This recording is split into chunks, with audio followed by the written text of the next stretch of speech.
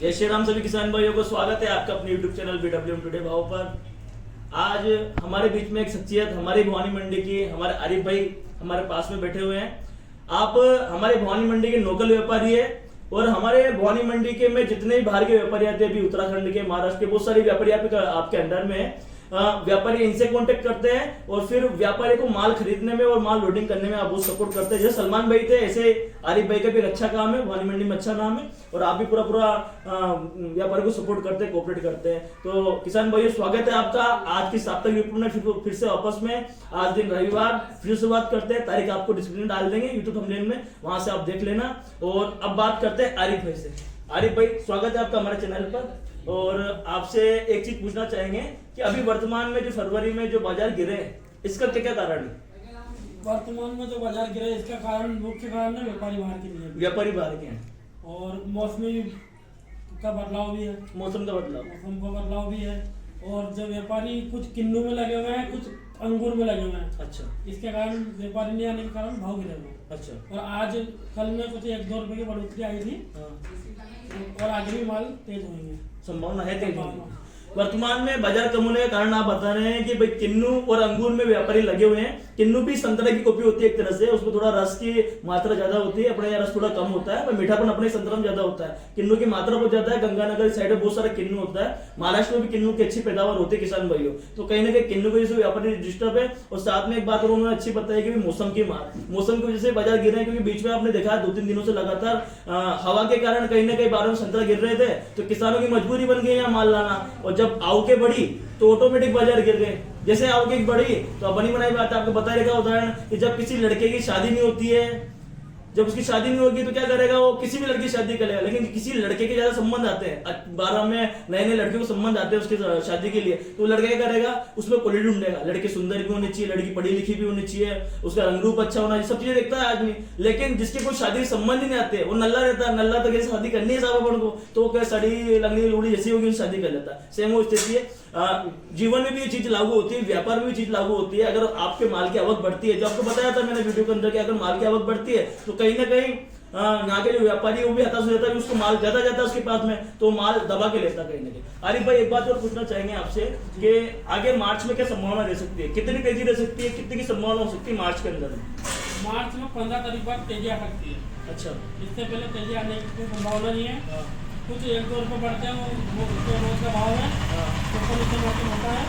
अगर अच्छी खासी तेजी अगर चाहिए तो 15 मार्च के बाद ही तेजी आएगी। आपका कहना है कि बड़ी तेजी 15 मार्च के बाद ही देखने को मिलेगी, उससे पहले कोई बड़ी तेजी देखने को नहीं मिलेगी? कारण क्या है? 15 मार्च से पहले क्यों नहीं बनी? 15 मार्च तक किन्नू खत्म हो जाएगा। अच्छा। और फिर कुछ जो स्टोर वाले है ना, स्टोर वाले व्यापारी मार्केट में उतरेंगे। अच्छा। वो अपना स्टोर करेंगे। स्टोर वाले मार्केट में आते हैं तो फिर अपना तेजी आई है। अच्छा।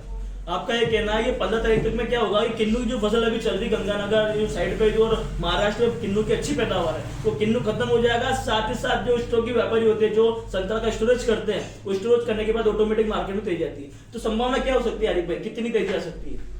यही करीब आप मान के चलो 35 रुपए किलो तक बिक सकता है। मतलब जो अभी स्टार्टिंग में भाव चल रहे थे 35-40 के, वो भाव वापस आ सकते, संभावना है उसकी पूरी? बिल्कुल। मतलब आपका कहना जो स्टार्टिंग में हमने बाजार देखे थे जब सर्दी का और गर्मी का दोनों माल एक साथ चल रहा था, उस समय में जो गर्मी के बाजार चल रहे थे 30-40 रुपए समथिंग, वो बाजार आने की संभावना पूरी है। लेकिन 15 मार्च के बाद में ये स्थिति आरिफ भाई बता रहे। आरिफ भाई, किसानों को राय देना चाहेंगे, अच्छा माल उनका माल अच्छा बिके, तो ऐसा क्या कर सकते किसान जिनसे उनका माल अच्छा बिके? थोड़ा उसका बताएं आप।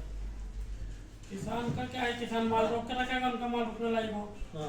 अगर रुकने लायक नहीं हो तो तोड़ के मंडी ले आओ। और जो कंडीशन उस कंडीशन बेच दो। अगर उसका हरा माल है और रुक सकता है तो 15 मार्च तक रोके।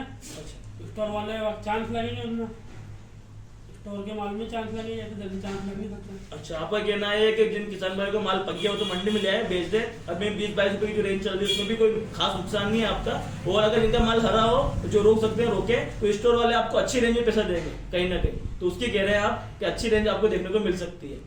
साथ में आपसे एक निवेदन ये भी करना चाहेंगे आरिफ भाई कि जैसे अभी वर्तमान में हमें देखेंगे बहुत सारे किसान भाई क्या करते हैं कि माल के अंदर में हरीम, संतरा, छोटी गोली वोली सब मिक्स करके ले आते हैं। तो किसान किस तरह संतरा लेके आए जो उनको भी व्यापारी जैसा भाव मिल जाए? किसानों का सवाल होता है, मतलब ये कि व्यापारी अच्छा भाव लेता है, किसान अच्छा भाव नहीं ले पाता है, तो उसका थोड़ा बताएं आप कैसे भाव ले सकते हैं किसान भी अच्छा? किसान तो माल ग्रेड करके लाओ, अच्छा, ग्रेडिंग करके गंदा लाए। माल दोगे तो आपको गंदे पैसे मिलेंगे। हाँ, ये बात भी है। आप नीचे चूरा फंसा के ऊपर अच्छा माल लगा के दो रहे हो, हाँ। तो आपको भाव भी ऐसे मिल रहा है 10 रुपए, 12 रुपए, 15 रुपए। हाँ, आप ऊपर से नीचे तो एक ग्रेड का माल दो, आपको ऑटोमेटिक 25 रुपए, 30 रुपए का भाव मिलेगा। बिल्कुल। तो आपका भी ये कहना है जो बात, ग्रेड का बहुत फर्क पड़ता है। आपका भी वही कहना है जो अभी तक पिछले व्यापारियों ने कहा कि भाई माल जो लाओ ग्रेडिंग करके लाओ, अच्छा माल लाओ, चूरा जो माल होता है छोटी साइड की जो गोलियां होती है उस माल को अलग ढेर करे, खराब माल जो होता है कटिंग सेटिंग का उसको एक साइड करे, और मीडियम मोटा माल एक जैसा ढेर करे, तो कहीं ना कहीं आपको भी अच्छा पैसा देखने को मिल सकता है। और कोई बात आरिफ भाई जो आप कहना चाहेंगे किसान भाइयों को? यही है, ठीक है साहब। आरिफ भाई बहुत बहुत धन्यवाद आपका हमारे चैनल पर आने के लिए। और किसान भाइयों, आज में आरिफ भाई ने पूरी जानकारी दी है, और आपसे एक निवेदन ये भी करना चाहेंगे, ये जो हम इंटरव्यू ले रहे हैं, साप्ताहिक रिपोर्ट आपको दे रहे हैं, हम अलग अलग व्यापारी से जानकारी लेके आपको दे रहे हैं, लेकिन आप अपने विवेक से काम ले।